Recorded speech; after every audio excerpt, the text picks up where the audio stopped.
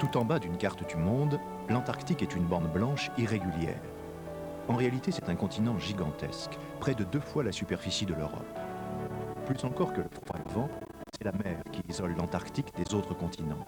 Les dépressions en font le tour inlassablement d'ouest en est.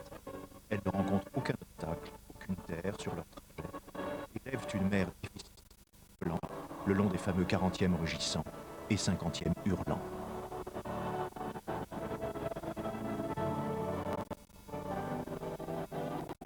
Et le glacier antarctique, le plus grand glacier du monde.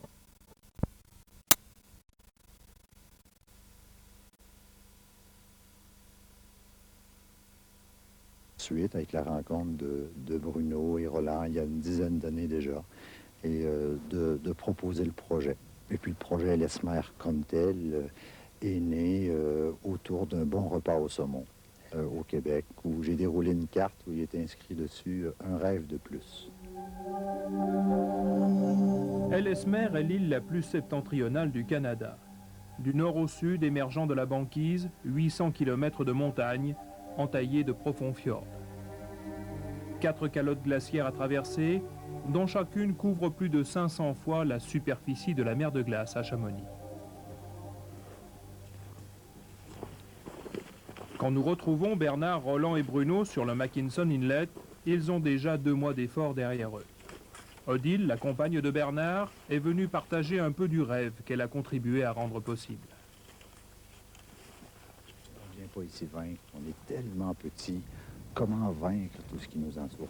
Je pense qu'on vient chercher des sensations. Dormir sur 2 kilomètres d'épais de glace, c'est des sensations qui sont très très fortes. Entendre craquer la banquise, voir toutes ces sculptures naturelles de glace, on vient s'émerveiller, on vient nourrir son imaginaire, on vient prendre un peu le chemin de l'illusion.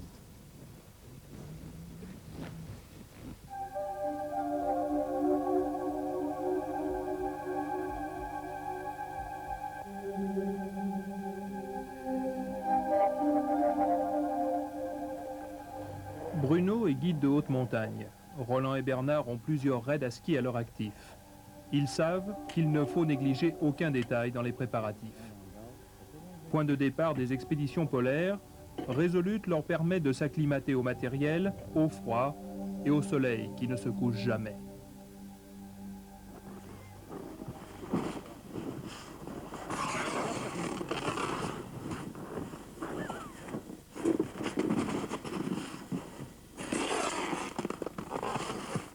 C'est vraiment des expéditions qui demandent beaucoup de préparation, à la fois sur le plan technique, à la fois dans sa tête, pour que les choses aillent de soi. Et c'est vrai qu'une fois qu'on est parti, on a le temps.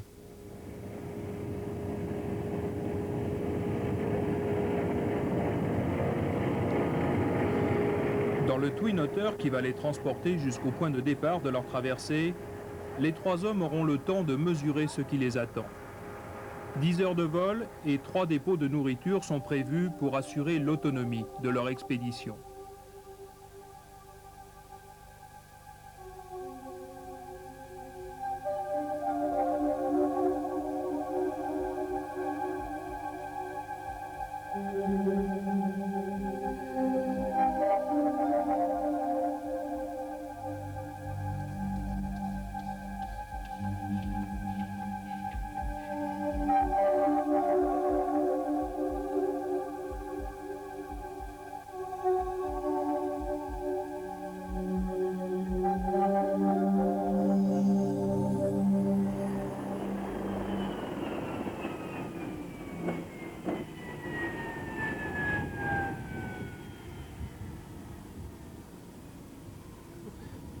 D'Israeli Fjord, 600 km du pôle Nord, ce sera le point de départ de l'expédition le 1er avril.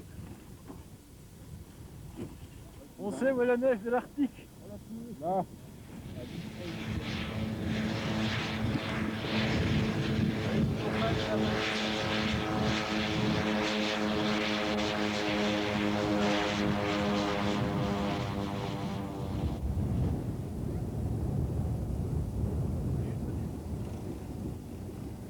Une grande bouffée d'air froid, un grand respire.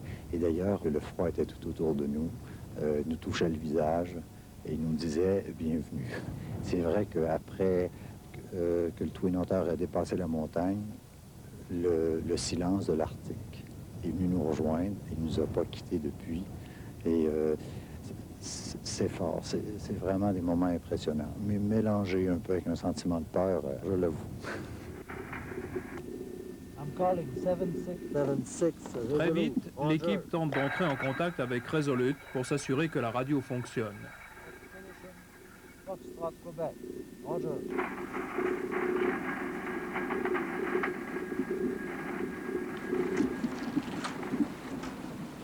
Plusieurs appels sans réponse, les 3 hommes vont rester coupés du monde pendant 12 jours. La radio, comme la caméra qu'ils ont emportée avec eux, supporte mal le grand froid.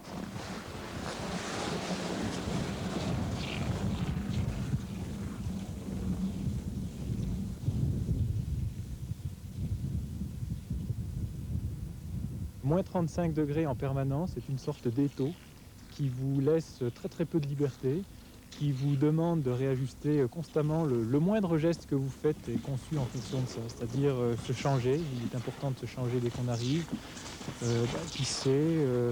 En fait, tous les gestes de la vie quotidienne doivent être conçus pour se découvrir le moins longtemps possible, ou si on est découvert, c'est qu'on est en mouvement.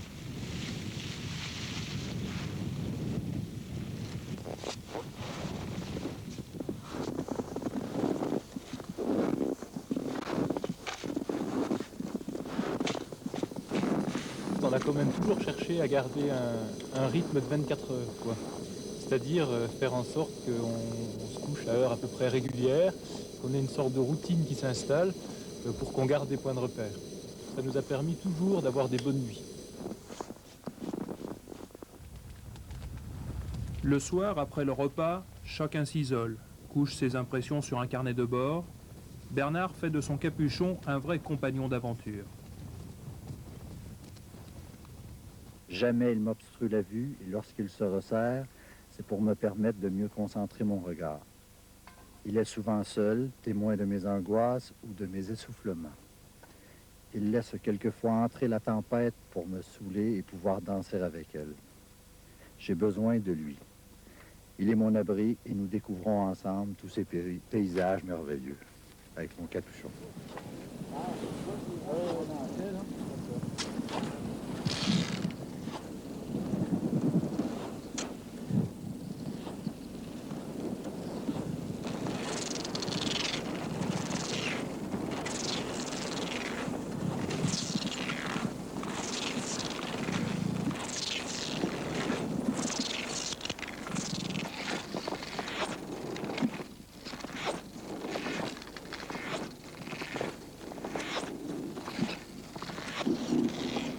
La pulka trouve vite ses limites dans des pentes supérieures à une quinzaine de degrés. C'est une soixantaine de kilos, on ne peut pas tirer ça dans une pente comme ça. Alors on enlève à peu près une vingtaine, une trentaine de kilos dans le sac à dos. Et puis après, ça permet de franchir probablement directement le passage avec la pulka tirée derrière.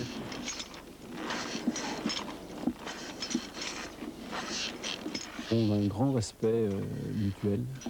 On a aussi des capacités différentes, au sens des connaissances différentes. Il n'y a pas de leader proprement dit. Ça n'empêche pas qu'on est peut-être leader à chacun son tour dans ces différents domaines. Chacun a pu apporter à un moment donné un peu plus de choses. Et c'est ça qui est intéressant. Il faut essayer de faire porter le maximum de, tu vois, les pieds de pierre. Enfin, plus tu fais porter de pointe, et mieux c'est.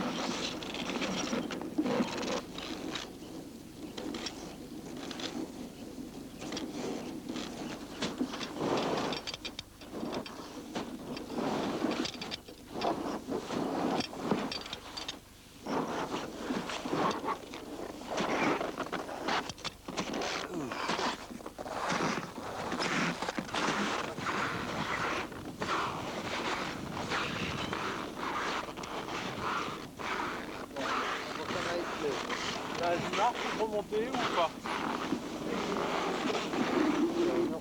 Vivre l'aventure comme ça, c'est pas chercher la misère. On n'a pas de côté naso en nous. on s'adapte aux conditions qu'il y a, parce que ici, ça se mérite. Donc, au prix de quelques efforts, au prix de quelques gelures au bout du nez. Mais c'est quoi ça? C'est ça la misère ou c'est ça que ça soit dur? Mais non, pas dur ça.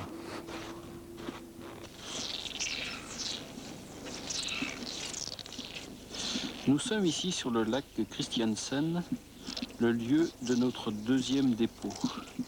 Nous allons rester ici une journée entière, essayer de faire sécher quelques affaires, se refaire une santé en mangeant quelques à côté que nous avons prévus dans cette dépose.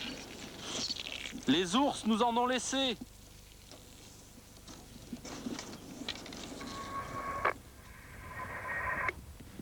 JCB, j'appelle JCB Foxtrot Québec. JCB Foxtrot Québec. Roger, Roger. Comment tu me reçois, Bernard? Je te reçois très bien et toi, Jean? Très, très bien. Passez une bonne journée? Très, très bonne journée. On est prêt à te donner nos coordonnées, Jean. À toi. Vas-y, Bernard. Le contact a enfin été rétabli avec Jean, un Québécois entrevu tout juste 5 minutes avant le départ de Resolute. Il sera le relais quotidien avec la famille, les amis, restés à des milliers de kilomètres de là. Salut, Roland, ça va très bien, on veut? Non, c'est bon, tout va bien, le moral est bon et tu peux dire à tout le monde que tu rencontres qu'on est très heureux et c'est très beau. À toi. OK, donc Bruno, Bernard, Roland, Foxtrot Québec, JCB, clear. Ça nous amenait un petit peu notre dose d'affection familiale quotidienne à travers les messages qui nous faisaient passer, avec toujours une chaleur humaine fantastique de la part de ce bonhomme, quoi. Les renards circulent tellement les uns par rapport aux autres.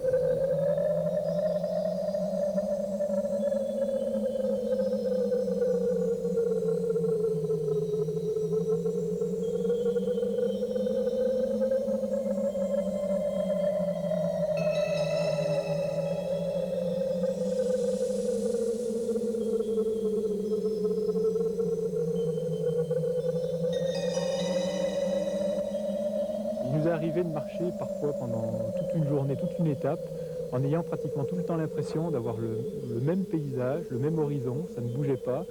Et une fois par contre, on avait une sorte de petite fenêtre sur un glacier secondaire qui était parallèle au nôtre.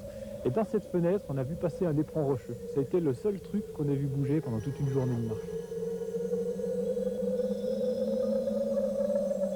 Ici, l'Arctique, c'est une espèce de théâtre, un théâtre inversé, où le spectacle est immobile et c'est le spectateur qui bouge.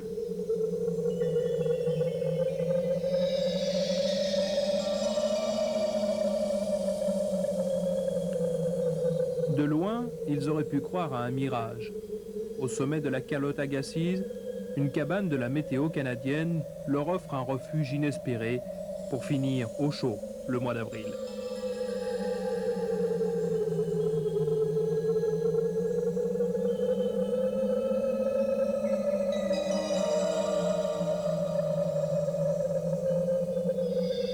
Je vais vous montrer un petit peu ce qui nous entoure.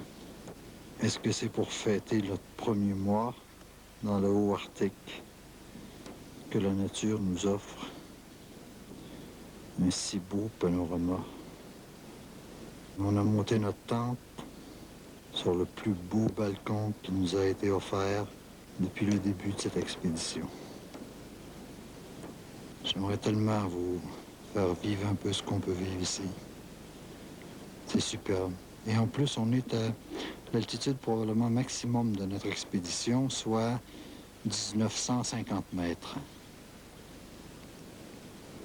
Regardez-moi ça. C'est fabuleux.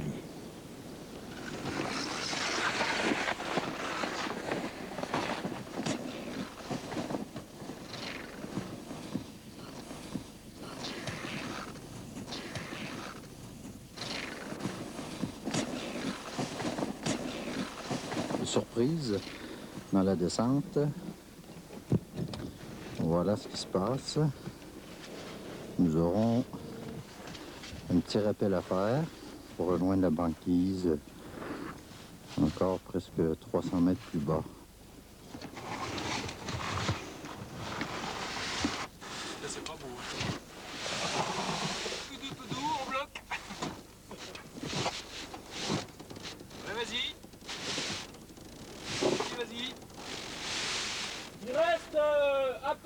cm de corde. 5.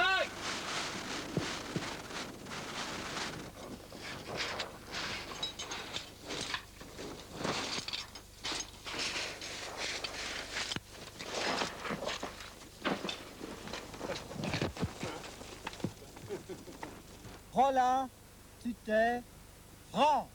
Non, pas France, Jura. Là, il passe dans le virage, le dernier virage. Bon,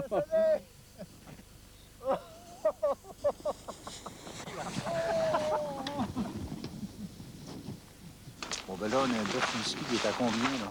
Il est à combien de distance de nous, là? 500 mètres.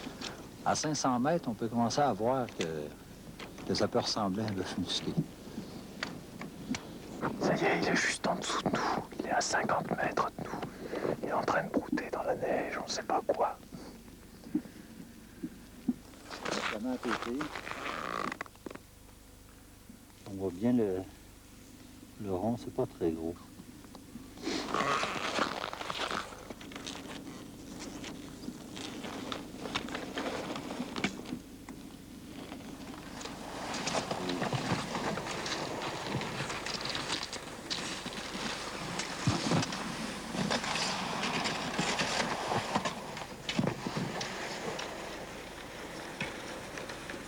On vient de tomber sur des traces apparemment très très fraîches. On devine même du tout petit peu de sang, qui semble lui aussi assez frais. Donc là, on va faire assez attention. On voyait les plis de la peau de la patte de l'ours dans la neige. Voilà. C'était une trace qui était énorme, hein. On l'a mesurée avec 1 centimètre parce qu'on n'en croyait pas nos yeux. Elle faisait 30 cm de long et 25 cm de large. Chaque patte, chaque trace de patte. Ça nous a suffisamment impressionné pour qu'on prenne le fusil que d'habitude on laissait sur la pulka, puis on a avancé après avec le fusil à la main parce qu'on était dans une zone un petit peu encaissée jusqu'à ce qu'on ressorte à nouveau dans la banquise un peu au large et puis qu'on voit d'un peu plus loin.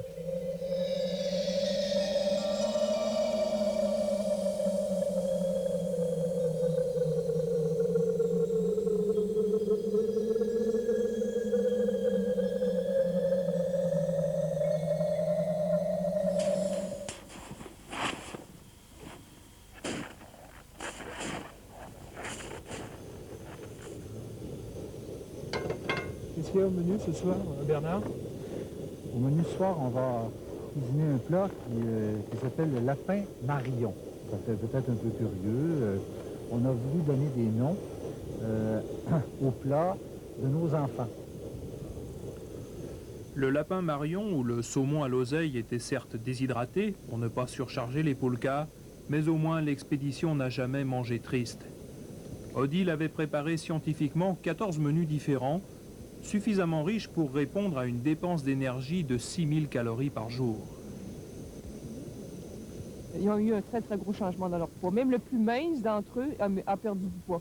C'est pas parce qu'il n'y avait pas assez de calories, pas du tout. C'est parce que le travail est très très exigeant. Puis même, il n'y avait pas faim. Il y a plein de rations alimentaires qui ont été diminuées. Là. Mais c'est que bon, ils sont capables de tout manger ce qu'ils dépensent. Ah ben, c'est toujours mieux. Non? C'est son gala de gym aujourd'hui, ouais. samedi.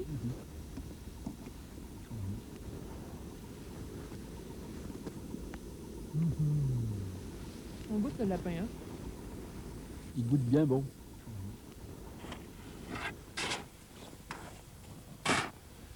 Après le repas, Bruno s'éloigne du campement pour effectuer des prélèvements de neige.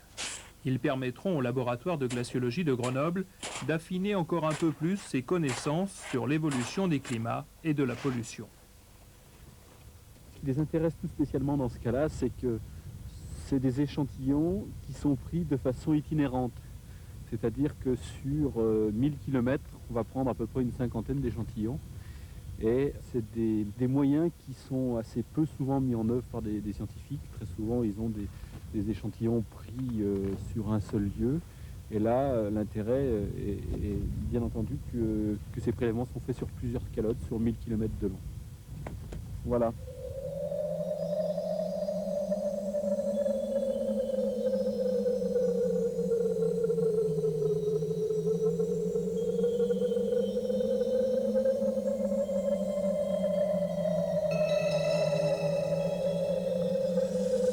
Après 65 jours de traversée sous le soleil de l'Arctique qui ne s'éteint jamais, Bernard, Roland et Bruno glissent dans le brouillard jusqu'au bout de leurs rêves.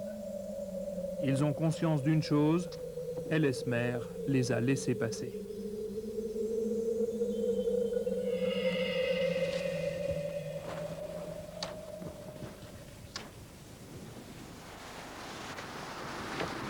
Ça y est. Ça y est, Oui. sur la plage. Dernier virage. Alors Roland, on va courir. Ben oui, je crois que, je sais pas, on se sent soulagé. Soulagé puis un peu bête en même temps, je sais pas quoi c'est. Enfin, on finit sur la plage, sur la plage, mais la mer est gelée, bon c'est sûr, mais malgré tout, ça fait quand même 2 jours qu'on se dit que ça ressemble beaucoup à une fin de course, à une fin de raid, parce qu'on quitte petit à petit la neige, qu'on retrouve des grandes taches brunes de terre, de cailloux. On a vu même les oiseaux, les premiers oiseaux d'Ellesmer, les premiers oiseaux migrateurs. Enfin, ça ressemble à une fin de raid. Puis nous, là-dedans, enfin, moi, je me sens un peu tout chose, quoi, je sais pas. Ouais. JCB, j'appelle Résolo. JCB, Foxtrot Québec, Foxtrot Québec. OK, Foxtrot Québec. Comment ça va, Bernard? Écoute, on t'annonce notre arrivée, les genoux sur la banquise, Jean. À toi. Roger, Roger. OK, bravo, bravo. Merci, on est très, très, très contents. Tout se passe très, très bien. C'était parfait.